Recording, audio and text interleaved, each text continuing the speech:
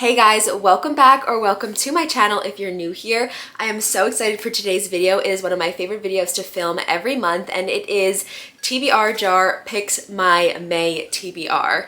I pick 6 books every month. I have found that that is like the perfect number of books for my set TBR so that it is feasible that I would read all of those books, but it still gives me room to read other books that just come up or that I'm in the mood for. So yeah, I read like more than that in the month. Usually I read at least 10 books a month. So 6 is fewer, but it makes it more achievable. And then I feel like I'm actually achieving things. So I like to do it this way. I'll be picking 6 books in this video and all of the books that I will be choosing from are on these top 2 shelves on my TBR. I also have these 4 up here and I just counted, I think it's 29 books. I also thought it would be a fun thing to do at the beginning of each monthly TBR video to reflect on how I did on the previous months. So I'm gonna go over how I did on April's TBR.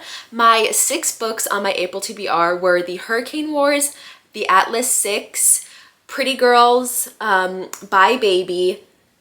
I had The Personal Librarian and then one more. What was the last one? Oh, it was Queen of Nothing. So that was the 3rd book in a series. And I actually read 4 of these books. I read Pretty Girls, The Personal Librarian, The Queen of Nothing, and Bye Baby. I did attempt to read The Hurricane Wars, but honestly, I'm gonna kind of consider it a DNF or maybe a DNS, a did not even start. But I don't think I'm ever going to read this. I tried to get into it like the first couple pages, the first chapter, and then I even like looked around in the book and it just, I don't think it's gonna be for me. I was like immediately confused, immediately overwhelmed, just, I don't know. I think I'm not gonna read this one, especially because I've heard mixed reviews on it. Like I've heard people didn't like it, so I just don't think I'm gonna do it. Like I feel like it would be kind of torture for me. So I think I'm gonna like take this off of the pile and not even include it as an option for my picking my TBR this month because I think it's a no-go for me. But 4 out of 6 feels pretty successful for me. Like I feel like that is a good rate. If I'm reading 4 out of 6 of my monthly TBRs, I'll be happy. I don't view my TBRs as strict. I just view them as like books that I want to read, that I'm prioritizing. I also think I'll continue to do them forever because it's a good way for me to read books that have been on my shelves for a long time and just make sure I'm getting through books that I have rather than always buying new books or, I don't know, reading Kindle books. Just like it makes me read the books that I actually buy, which is the point of buying books. So I love having a TBR and I find it to just be super helpful for me to be like, oh, what's on my list this month? What should I read? Just kind of guides me throughout the month. So yeah, I really love using a TBR. So without further ado, let's just get right into it with my 6 picks. I do have a few books I want to get done this month. I want to read this month, whether they're on my TBR or not. So hopefully I do get some prompts that will enable me to choose those books. It'll just make my life easier, but we'll see. Purple cover. Okay. It actually feels like we have a lot of purple going on. We have purple up here, we have purple down here. Also, it's actually so funny that the minute I take this off my physical TBR, I get a purple cover because I literally put that a purple cover prompt in the jar thinking about this book, but she's off the TBR, so I don't have to read her. So we have these 3 books with like purple-ish spines, but I don't think all of them have like the most purple covers. Like this could definitely fit, except it's mostly black and it's a lot of pink, but there's definitely hints of purple. This I feel like is not a purple cover. I don't think it counts. It's only light blue pretty much. And then I actually think that this is the most purple cover of them all, although it's not like a pure purple. It's a little bit of a maroony purple. Like I feel like this is the most purpley of a cover. And it is the book I want to go with the most, so I think I'm going to choose this. I feel like these are both equally purple. They both have like the black kind of pinkish purple, but I do want to read this one more, so I'm gonna go with Ghosted. This is like a second chance romance. I think it's single parent romance. It's kind of like this high school couple. I think they have a baby and then the guy becomes a big Hollywood star and kind of leaves his family and moves on to be like this Hollywood heartthrob, but then he goes back and tries to get his family back again. I don't know. I think that's the vibe. I'm very excited about it. I've watched movies with this whole premise and plot and I love them, so I feel like I will really love this. And I've heard people say that this is like one of their favorite books, 5 star. So I've been wanting to read this one. It is the perfect first pick for May. Okay, prompt number 2. I don't even know if that's right side up. Thriller, mystery, or suspense. I love a good thriller, so this is perfect. I love to include like 1 or 2 thrillers a month, and I also feel like even if they're not on my TBR, I'm always throwing them in because they're one of my favorite types of books to read. So let's see what we have. I actually like don't think I have that many thrillers right now, but we will see. Okay, so it looks like my only true thriller is Final Girls by Riley Sager. I think I'm just gonna go with this. It's been on my shelf for a while and I've been meaning to read more Riley Sager, so this is like the perfect opportunity to do so. But I was a little distracted by Finley Donovan is Killing It because that is also sort of mystery, but I think it's more like light mystery, a little bit like comedy, a little bit fiction. Like I think this is more of a true mystery thriller suspense. So it's what I'm gonna go with. I think it's perfect for my second book.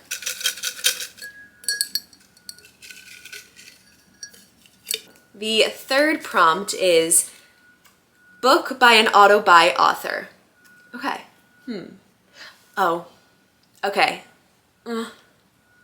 So I think I'm gonna use this prompt to pick one of the books that I have on my list that I like really wanna read this month. And those two books are Taming Seven by Chloe Walsh or Funny Story by Emily Henry. And it's actually funny, I feel very differently about these two authors. Like I love Boys of Tommen by Chloe Walsh, but I don't know if I would say she's an auto-buy author because she has a whole other bunch of books, different series, and I've never read any of them. So I don't know if she's like an auto-buy author or if it's like an auto-buy series for me. I think I'm being technical, but I feel like actually Emily Henry works better for this. Even though I'm not like the hugest fan of Emily Henry, she's definitely an auto-buy author for me because I'm going to read all of her new releases probably till the end of time because she's just like the biggest author in reading at the moment. So like I have to be in the know, I have to read her books. I'm gonna read Funny Story very soon because it's the talk of the town. Even though I don't love Emily Henry or her books, like she's an auto-buy author for me. I will probably be buying and reading all of her books forever, like I said. So I think this is the best book to choose, even though it like doesn't fit the prompt perfectly because I feel like an auto-buy author is supposed to be like your favorite author, but still, I'm gonna go with it. I also was thinking that I could have done The Women by Kristen Hanna. She is definitely like a pure auto-buy author because I love her books. I've read multiple of them. They're 5 stars, they're 4.5 stars, and like I will buy and love everything she writes, but I want to get a book that I'm reading this month on the list so that it's like an easy kind of 2-in-1 for me. So I'm gonna do Funny Story by Emily Henry for this prompt. Okay, so we are halfway done. We have 3 books chosen and we have 3 left. I feel like my prompts are kind of dwindling. I think I'm gonna have to refill this pretty soon if I continue to do the TBR jar. I might switch up the method of choosing my TBR, but I have fun with this for now, so we'll see. We might have to replenish or we might have to choose a whole new method. But back to the task at hand. The 4th prompt is a book on the TBR for more than 2 years. I honestly don't know if I have any books that are on the TBR for longer than 2 years. I've kind of like swept through those books and read them already because they've been on my list for a long time, but I'll check. This might just have to be like the book that I've owned the longest. It may not be over 2 years, but I'll try and pick the one that's been on my shelves for the longest time. Okay, so we have 2 options and I'm gonna be honest here. I probably won't read either of them this month, but we can put them on the TBR for fun. So we have The Magnolia Palace by Fiona Davis and then The Things We Leave Unfinished by Rebecca Yarros. This is like a military romance. I've read one of Rebecca Yarros's military romances before and I enjoyed it, but I didn't like love it. I wouldn't say I was obsessed with it. So there's maybe potential that I'd read this one. This one, like I absolutely would not read if I put it on my list, so I'm probably not going to. I have this book because I follow along with a book podcast or a book club podcast where they choose a book every month and the girls read it and then they talk about the book, like a virtual book club that you can just like listen into. And this was one of their books last year and I just never read it. So it's not like I wanted to read this book. I just chose it for the book club and I don't think I'll ever read it. So I'm definitely not choosing this one. I'm gonna choose The Things We Leave Unfinished because if either of the two have potential to be read, it's definitely this one. There's more of a likelihood that I will read it, but I'm telling you now, I'm not really in the mood. So if I check back in next month in June and I haven't read it, don't be shocked. Don't be shocked because I don't think I will. But we're gonna put it on anyway. We're gonna put it on. Okay, moving on. I hope I get a good one because that was kind of a sad prompt. Read a book that scares you. Oh, actually, I have the perfect book for this and it's actually not even on here. I forgot to put it on my cart. So I have Hello Beautiful by Ann Napolitano. My mom bought this book for me. She went to Barnes & Noble like maybe a few weeks ago and she got me 3 books and this was one of them. She hasn't read it, but she just said that she's heard people like recommend this book and she's just like seen and heard about this book before, so she got it. And I've definitely seen and heard about this book too. I've never read Ann Napolitano, but I know she's a big you know, serious literary fiction author. I feel like she's just one of those ones that it's, you know, her books are front and center, people talk about them, people read them, and I never have. And it scares me because, like I said, it's like giving serious literary fiction. Maybe it's a family drama, I think, and that is just not my genre. Like this book, I was thinking in my head for this video, it would be the perfect book to pick up for a book out of your comfort zone, and I feel like this is kind of a similar prompt, a book that scares you. But I do want to read it, and I feel like putting it on my TBR is perfect because it forces me to read books, or it pushes me in the direction to read books. And I'm actually really excited for this because honestly, that's why I like doing a TBR video, because it pushes me to read books that maybe scare me or out of my comfort zone or things like that. So I'm adding this to the May TBR, and who knows, maybe I will love it and maybe I'll read way more of her books. I know they're great. I know a lot of people love them. They're just like a little scary for me. I also have been trying to become a more serious reader, like a reader that if someone asks, what are you reading? You'd be like, yeah, I'm reading a pretty smart, intelligent book. And I feel like this is that direction. So can't be bad. Okay, final pick. I feel like I have an interesting TBR so far. My handwriting is literally chicken scratch. Sorry about that. It says happily ever after ending. So I'm thinking that could be any romance. Let's see. I wish I could pick Taming Seven, but knowing Chloe Walsh and the Boys of Tommen, like I can't guarantee that that one's gonna be a happily ever ending. So I won't choose it. I'm thinking I'm gonna have to be more like rom-com-y. I do have one book on my mind for this. I could do Behind the Net, which is like a sports romance. I feel like sports hockey romances, they always end with a happy ending. Magnolia Park's The Long Way Home, definitely not. If Magnolia Park's universe is anything, it's not happy endings. It's crazy endings, sad endings, the opposite of what you want endings, so that's not gonna work. I'm just gonna pick all my like rom-com-y books and decide. We have Butcher and the Blackbird. This is a dark romantic comedy, but like this is the one that I think the most. Might not have a happily ever after, but like I would bet like 90% sure that it will. Then we have Behind the Net, which is the sports hockey romance. When in Rome, Secretly Yours by Tessa Bailey, and Hook, Line, and Sinker by Tessa Bailey. I honestly do not know why I have both of these books. I read It Happened One Summer, and that was like a 5-star for me. I loved it. So then I bought a box set with these two in it, and I haven't read them. Let me know in the comments if you think I should, because they've been sitting here for a while.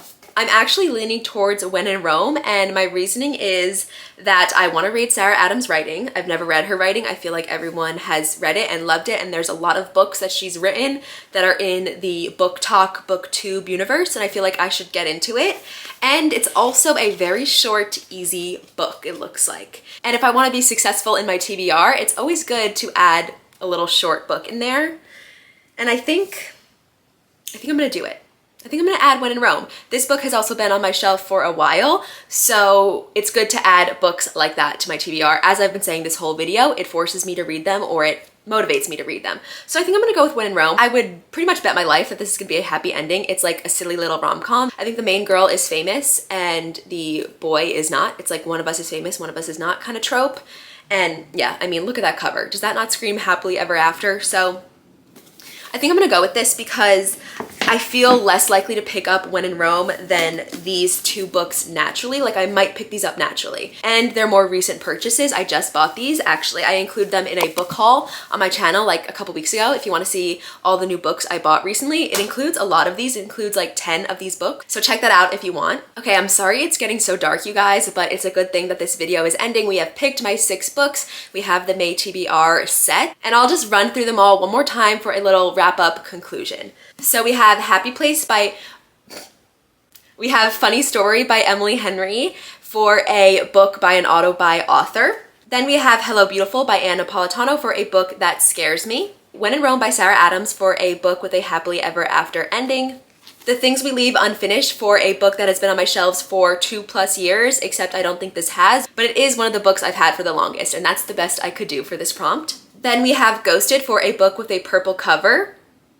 Maroon is part of the purple family. And lastly, for a mystery thriller suspense novel, I have Final Girls by Riley Sager. I feel like this is a very good mix. It has a little bit of everything. It definitely has all of my favorite genres. If anything, I'm only missing fantasy, but I am currently in the middle of a fantasy series that I'm loving, so I will definitely be reading that sprinkled in throughout these books as well. So don't worry, I will get my fantasy fix. So those are the 6 books. Let me know if you guys have read these books, if you plan on reading these books along with me, if they're on your TBR as well, anything like that, let me know in the comments. I always love to chat about books. Thank you guys so much for watching this video, and don't forget to subscribe for more book content. I'll see you in the next one.